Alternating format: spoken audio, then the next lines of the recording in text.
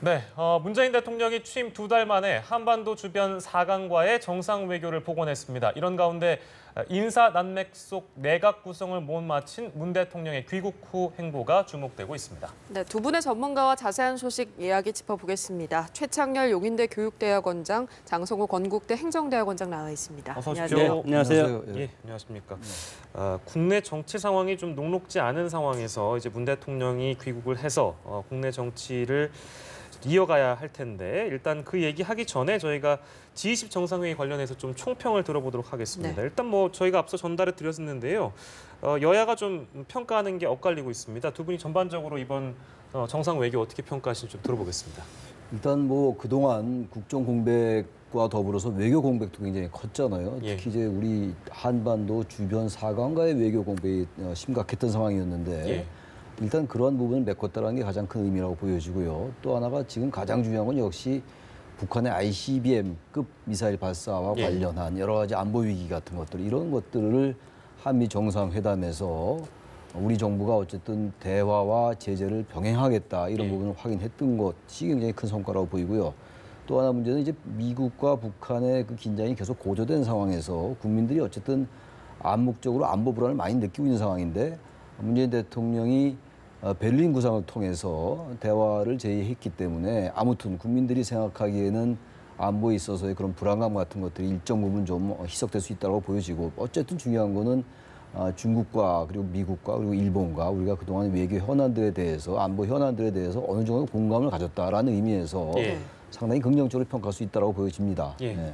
장성호 교수께도 들어보겠습니다. 그 외화 내빈이라는 말이 있지 않습니까? 우리 내부적인 갈등이 상당히 크기 때문에 이번에 대통령의 G20 정상회담 참석은 여러 가지 국제사회에서 우리의 존재감을 인정받았다, 이런 긍정적인 평가는 할 수가 있습니다. 예. 다만 분단의 구조적인 원인이 아직은 해소되지 않고 한국 전쟁이 끝나고 휴전협정을 체결하지 않았습니까? 휴전협정 당사자들이 미국의 윌리엄 해리슨, 그리고 중국, 그리고 북한의 남일 대장, 이렇게 미국과 중국 그리고 북한이 휴전협정을 체결을 하고 우리는 여기에서 빠져 있었던 것이 이제 어떻게 보면 아쉬운 부분인데, 이 구도적이고 이 전략적이고 이 패권 경쟁이 또다시 지금 시작되고 있다. 미국의 유일 패권 체제에서 국제 정치가 앞으로 미국과 중국의 패권 정치 어떤 경쟁에 막이 오르지 않았습니까? 여기에서 우리의 어떤 위치가 상당히 어렵고, 예. 이 등거리 외교를 하는 것이 지금 대통령의 어떤 그 일정을 보더라도 상당히 어렵지 않습니까? 특히 여기에 러시아와의 관계도 마찬가지로 우리가 경제적인 실익을 차지는 할 수는 있겠지만, 예. 안보적인 측면에서 여기에 북한의 ICBM급 그리고 핵무기, 이런 것들과 여러 가지 포괄적으로 지금 복잡한 이런 난제들이 있기 때문에 대통령의 어깨는 상당히 무겁고, 예. 이것을 이 한 회의로서 모든 것을 타파할 수는 없는 그런 구조적인 측면이 상당히 강하기 때문에, 예. 이것은 우리가 정말 앞으로 외교적인 그런 능력을 더 훨씬 배가시켜서 이런 국제사회에서의 어떤 다자간의 대화를 앞으로 열심히 준비를 해야만이 예. 국제사회에서 우리의 존재감을 일으켜 세울 수 있다, 그렇게 봅니다. 예. 네. 문 대통령이 귀국을 하면 이제 남은 장관 후보자에 대해서 임명 여부가 이제 관심이 되는데요. 야당에서는 두 사람 임명한다면 협치는 없을 것이다, 이렇게 말을 하고 있는데 임명 강행 나설 수 있을 거라고 보십니까? 지금 이제 조대엽 송영무 후보자에 대해서 정부가 지금 내일 모레까지죠. 오늘이 7월 8일이니까 7월 네. 10일까지 인사청문 보고서를 다시 송부해 주십시오라고 재송부 요청을 했어요. 그리고 바로 그날이 이제 문재인 대통령 귀국 날입니다. 네. 그래서 이제 추측컨대 그때까지 만약에 이 인사청문 보고서가 다시 송부되지 않으면 다음 날 문 대통령이 임명할 가능성이 높다라고 보는 게 일반적인 것 같아요. 저도 그렇게 생각하고 있어요. 예. 물론 송영무 후보자와 조영무 후보자에 대해서 여러 가지 이제 그 흠결이 제기가 됐고, 특히 정의당에서도 조대엽 노동부 장관 후보자에 대해서는 상당히 부정적인 평가를 내놓은 걸로 알고 있어요. 예. 그렇다 하더라도 지금 정부 구성이 굉장히 늦어지고 있어요, 지금. 지난 박근혜 정권 때 내각이 완전히 구성된 게 52일 걸렸는데 지금 이미 이제 2달이 다 넘었잖아요. 이제 예. 내일이면 2달인데. 게다가 아직 뭐 최종적으로 임명도 안 된 상황이기 때문에 또다시 만약에 임명을 안 해서 내정을 하고 청문회 거치고 이런 과정이 너무 복잡해요, 지금 여러 가지로. 예. 게다가 지금 뭐 문재인 대통령의 지지율이 상당히 높고요. 지난주에 보니까 갤럽 조사가 다시 83%로 문재인 대통령 지지율이 올랐더라고요. 지난주에 비해서 3%가 올랐던데 3%포인트가. 이런 부분들이 문 대통령이 임명을 할 그런 가능성을 뒷받침한 하나의 근거가 된다고 봅니다. 단지 이제 아까 말씀처럼 야당은 어쨌든 지금 만약에 조대엽 송영무 후보자에 대한 임명을 강행한다면 예. 추경이라든지 정부 조직법 이런 것들에 절대 협조할 수 없다. 이런 입장이고 뭐 이따 질문이 나오겠습니다만 예. 최근에 뭐 국민의당 제보조작 사건 때문에 지금 이 발언 문제 때문에 또 야당이 상당히 반발하고 있는 이런 상황이란 말이죠. 그럼에도 예. 불구하고 저 임명을 할 가능성이 높다고 보여집니다. 결론적으로요. 결론적으로 예. 임명 강행을 할 가능성이 높다는 말씀이신데 장 교수님 생각은 어떻습니까? 지금 임명을 강행하게 되면 아무래도 분위기가 뭐 앞서 이제 말씀해 주신 대로 썩 좋지가 않은 상황이라 가지고요. 제가 네. 개인적으로 생각하면 제가 정말 문재인 대통령이라면 저는 실리를 택할 그런 마음인데 예. 뭐냐 하면 야당과의 협치를 저는 선택을 하겠다. 그것은 일정 부분 야당이 원하는 것을 들어주고 야당의 정치적 공간을 내주는 것이 필요합니다. 예. 지금 높은 지지율이 80%, 75% 사이에 왔다 갔다 하는데 예. 이 지지율이라는 것은 항상 허수고 언젠가는 또 내려갈 가능성도 있지 않습니까? 이것이 어떤 지지율의 역학관계인데 예. 이거에 비해서 지금 입법 성과는 상당히 미비하다는 것이 문제입니다. 예, 예. 의회를 지금 민주당이 40.1%, 40%밖에 차지하고 있기 때문에 소수 정당 아니겠습니까? 예. 지금 문재인 정권 출범하고 국회에서 입법한 것이 단 2건입니다. 이것이 과거 역대 정권을 보면 박근혜 정권 때는 172건, 똑같은 기간을 봤을 때 이명박 정권 때는 277건이었는데 예. 노무현 정권 때는 12건이었고 3개 정권을 비교해 보더라도 의회에서 협치가 지금 상당히 어려울 것은 야당이 원하는 것을 대통령 그리고 여당에서 일정 부분 들어줄 필요가 있는데 예. 이런 정치적 공간을 지금 내려주지 않는 예. 그런 모습을 취고 있고 결국은 물론 대통령께서 문제가 되는 장관들을 임명할 수가 있습니다. 예. 과연 근데 임명을 한다고 해서 그리고 내각이 조기에 정착이 된다고 해도 의회에서 협치가 물 건너가면 대통령에서 국정정권은 낼 수가 없는 것 아니겠습니까? 예. 그렇기 때문에 저는 실리적인 그런 대통령의 통치수를 구사할 필요가 있다고 저는 생각이 들고 예를 들어서 과거에 미테랑 대통령이 프랑스에서 대통령이 될 때 사회당 출신이었지 않았습니까? 도저히 사회당으로는 프랑스 정권을 끌고 갈 수가 없기 때문에 그때 당시에 자크 시라크 수상을 보수당 수상을 임명을 해서 보수당과 진보당이 협치를 해서 그때 프랑스 미테랑 대통령이 성공한 케이스가 있습니다. 예. 그렇기 때문에 물론 내각을 빠른 시일 내에 출범을 시켜서 안정화되는 것도 필요하지만 이런 것이 저는 중요한 것보다도 오히려 야당과의 정치적 예. 그런 협치에 그런 모습이 훨씬 더 중요하다고 봤을 때는 예, 예. 야당의 의견도 일정 부분 대통령께서는 저는 들어주는 것이 상당히 좋고 기회가 지금 좋지 않습니까? G20 정상회담을 갔다 와서 예. 야당 대표들을 불러서 예. 이것도 설명하면서 자 우리가 앞으로 국민을 위해서 개혁을 할 때 야당이 좀 도와줘라. 그럼 대통령이 어떻게 하면 좋겠냐. 예. 이런 식으로 야당의 전향적인 의견을 물어서 하는 모습을 하면은 국회도 지금 입법률이 단 2건인데 예, 예. 이것도 저 훨씬 좀 높여야 되지 않겠습니까? 집권 여당도 마찬가지로 각성을 해야 된다고 봅니다. 일반적으로 추론할 수 있는 게 이제 정상 외교가 끝나고 국내로 돌아왔을 때 대통령이 말씀하신 대로 야당 원내대표들을 이제 청와대로 불러서 네. 식사를 하거나 하면서 이제 좀 도와달라 이렇게 제스처를 취할 거라고 일반적으로 추론할 수 있는데요. 저희가 이제 들어보겠습니다만 지금 상황이 녹록지 않은 부분 중에 가장 큰 파일을 차지하는 게 바로 추미애 대표의 발언입니다. 이 발언 저희가 준비해봤는데요. 일단 한번 들어보고 다시 돌아오도록 하겠습니다. 국민의당의 대선 조작 페이트는 이런 일찍이 북풍 조작에 버금가는 것입니다. 이런 네거티브 조작의 속성이나 특징은 관련자가 직접 나서지 않고 방패막이를 먼저 세운다는 것입니다. 조작이 아닌 진실에 대한 확신이 있었다면 직접 나섰을 것입니다. 박지원 선대위원장은 죄를 죄로 덮기 위해서 직접 박지원 선대위원장 명의로 3대당 더불어민주당 대표인 저를 직접 나서서 고발까지 했던 것입니다. 이런 전 과정을 보더라도 미필적 고의에 의한 형사 책임은 반드시 수사가 되어야 하고 책임을 져야 할 것으로 보입니다. 네, 논란 속에 오늘 추가로 이런 입장을 밝힌 건데 부풍 조작에 버금간다 이렇게까지 말을 했거든요. 어떻게 보셨나요? 그래서 어제 이제 천안에서 최고위원회의 때 나온 발언이거든요. 네. 이게 어제 전에 머리 자르기 발언에 대해서 워낙 지금 국민의당이 반발하고 있는 상황이고. 그러니까 연이틀 하게 된 거죠. 네, 그랬는데 사과를 하지 않고 이제 더 이제 수위가 높은 발언을 했어요. 예.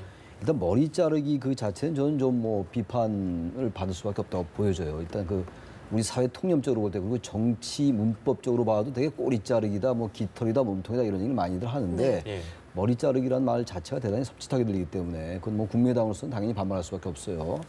근데 우리가 일단 저 부분 머리 자르기 발언에 대해서는 어떤 형태로든 간에 추미애 대표가 사과가 됐건 무엇이 됐건 전 필요하다고 봅니다. 일단.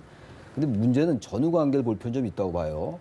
지금 이제 이준서 전 최고위원과 박지원 전 대표가 5월 1일 날 통화했다는 게 나왔는데 박지원 전 대표는 통화한 사실이 잘 없다라고 얘기하고 있는 상황이고 또 5월 9일 전에 박지원 전 대표가 추미애 대표를 고발을 했었어요. 예. 그런 부분에 대해서 아마 추미애 대표가 굉장히 감정 앙금이 상해 있는 것 같아요. 그러니까 당사자니까요. 예. 예. 그래서 이제 머리 자르기 발언이 나와서 야당이 거기에 대해서 항의를 하면 대개 이제 사과 또는 유감 표명이 나오는 게 이제 일반적으로 보는데 네. 그럼에도 불구하고 더 이제 부풍 조작이 버금간다 이런 얘기도 했고 예. 그런 걸 봐서는 지금 이 사안 자체가 그렇게 간단하게 풀릴 것 같지 않아 보여요. 단지 이제 추경도 그렇고 정부조직법도 그렇고 지금 충분히 말씀들 나눴습니다만 인사청문회도 그렇고 계속 이렇게 국민의당이 반발해서는 어떻게 집권당으로서 뭘 어떻게 해볼 도리가 없어요.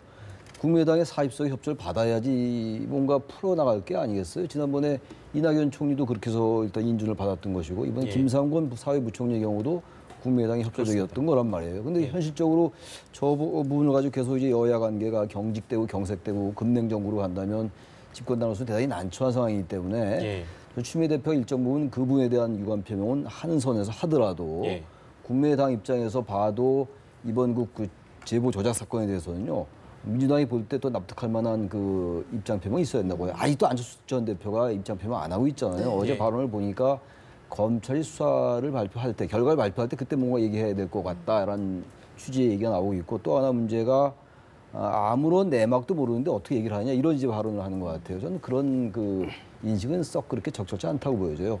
5월 5일 날 그 제보 조작이 이제 공개가 됐고 예. 나흘이 됐건 사흘이 됐건 그 사안을 가지고 유권자들이 상당히 전 표심의 영향을 받았다고 봅니다. 결과적으로. 예. 그렇다면 그것에 대해서 어떤 영향을 받은 당사자는 바로 안철수 후보란 말이에요. 그렇다면 그 전 입장 표명이 있어야 된다고 봐요. 바로 이제 그런 입장 표명이 있었으면 이런 사태가 안 왔을 텐데 예. 저는 머리 자르기 발언 자체를 옹호할 생각은 초도 없어요. 그건 전 잘된 발언을 보지 않습니다. 예. 그럼에도 불구하고 저는 맥락으로 볼 때 국민의당도 이 부분 가지고 계속 막 얘기할 건 아니고 입장 표명이 필요하다고 보고 예. 또 하나 문제는 이런 모든 사안과 추경 이것과 자꾸 연계시키는 것은 바람직하지 않다.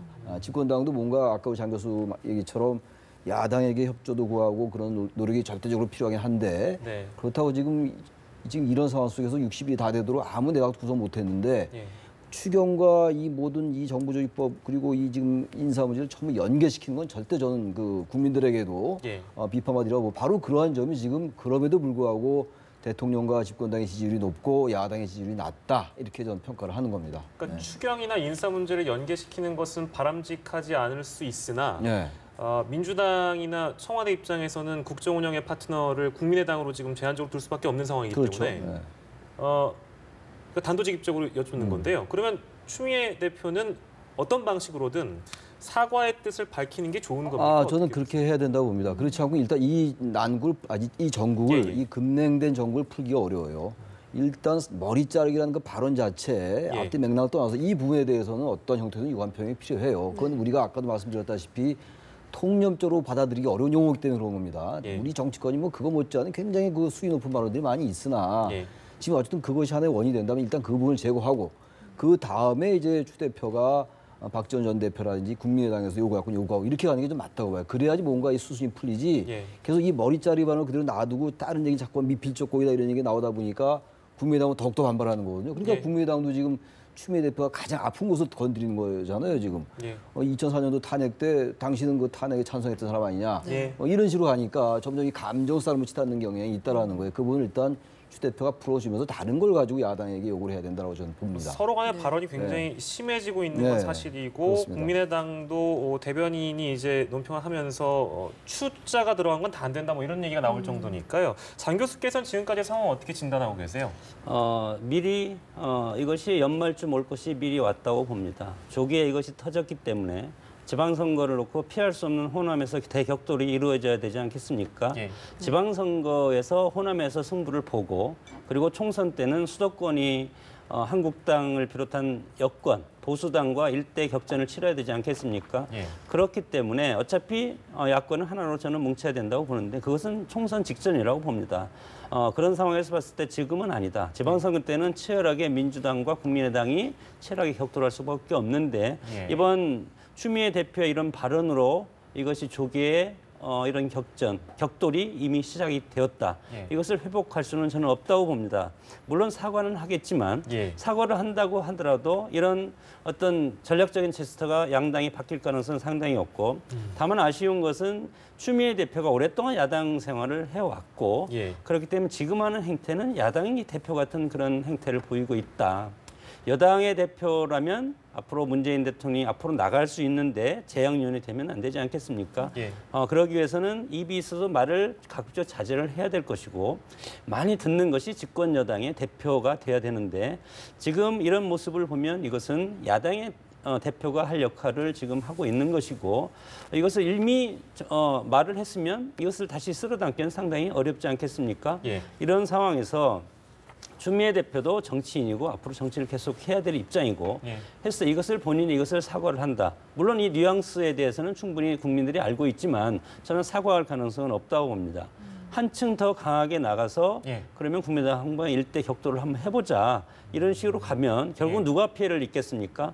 문재인 정권이 저는 피해를 입는다고 봅니다. 예. 이런 것들이 상당히 문제고 이렇게 봤을 때 같은 진보계층, 같은 지지층을 겸하고 있는 국민의당과 민주당이 전략적으로 같은 제휴를 하거나 이런 모습이 잠깐 있었는데 예. 이번 추미애 어떤 대표의 발언으로 이런 것들이 조기에 멀어졌다. 그렇기 때문에 그러면 과연 대통령께서는 어느 세력과 함께 국회에서 입법화를 해 나갈 것인가.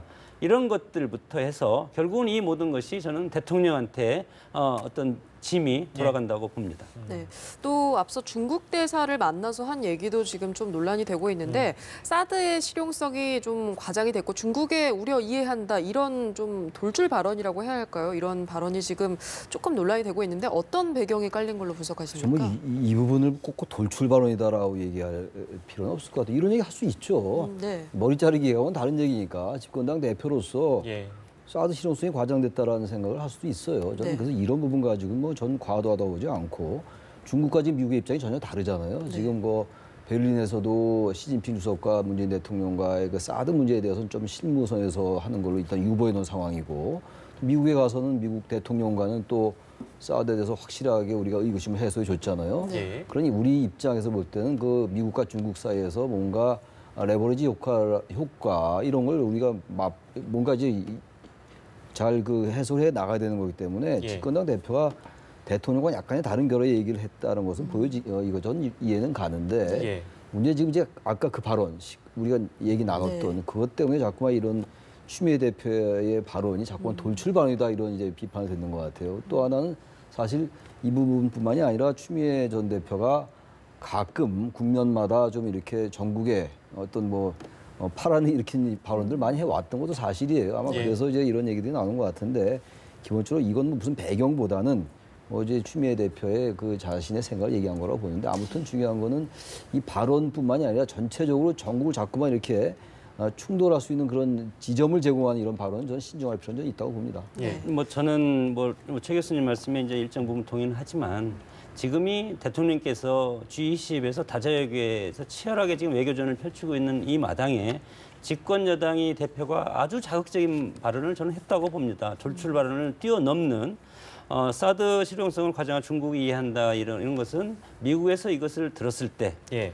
과연 어떻게 생각을 할 것인가? 그러면 과연 뭐 그때 즉시 이거에 대해서 트럼프 대통령한테 이런 것들이 보고가 되지 않겠습니까? 그럴 때는 다자 외교를 할 때 정말 우리의 어떤 사드와 관련해서 중국과 미국의 어떤 등거리 외교를 지금 해야 될 대통령 입장에서 국내에서 집권 여당의 대표가 이렇게 한다는 것은 저는 상당히 부적절했다 그렇게 봅니다. 네. 네. 대표가 이슈가 되고 있는 정당은 최근에 전당대회를 통해서 대표가 된 홍준표 네. 대표도 이슈가 되고 있어서 이 얘기도 좀 하고 싶은데요. 그 엇박자라고 해야 될까요? 이제 어느 정도 우리가 국정 운영에 협조를 해주자라는 발언으로 홍준표 대표는 얘기를 했는데 정우택 원내대표는 조금 그 얘기와는 네. 엇갈린 반응을 내놔서 이거 왜 그렇다고 보세요? 일단 홍준표 대표가 당권을 잡고 예. 홍준표 대표의 그 이전의 스탠스와는 좀 달라지는 것 같아요. 지금 홍 대표의 얘기는 정부 여당이 협조할 건 협조해야 된다라는 예. 취지의 이제 메시지를 얘기를 하고 있는 것이고 또 하나 이제 인사청문 정국도 대통령 임명할 수 있으면 하는 거다. 예. 이게 대통령제다라고 얘기하고 있는 거는 한결 결이 달라진 거거든요. 예. 그러니까 이제 그동안 홍준표 대표가 계속 이제 뭐 막말 뭐 이런 비판도 좀 있었잖아요. 이제 예. 그런 것들을 의식한 것 같기도 하고 이제 1야당 대표로서 뭔가 지금 자유한국당의 어떤 그 지향이라든지 스탠스를 좀 바꾸려 하는 것 같아요. 근데 정우택 원내대표는 일관되게 지금 강경 발언이고 강경 입장이에요. 예. 근데 정우택 원내대표와 지금 홍준표 대표의 그 부분이 전 그야말로 지나치게 과장될 필요는 없다고 봐요.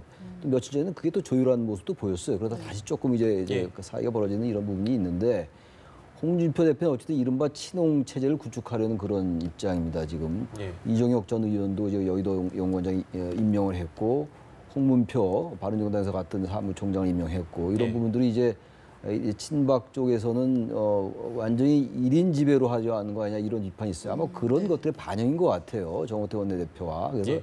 일정 부분 지금 자유한국당 내부에 인적 쇄신, 뭐 조직 쇄신, 조직 혁신, 정책 혁신을 하겠다라고 홍준표 대표가 얘기를 한 상황이고 예. 바로 그런 일환으로 약간 이제 그런 그 틈새가 보이는 것 같은데 이 부분은 역시 자유한국당 내 그 본질적인 부분은 아닌 것 같아요.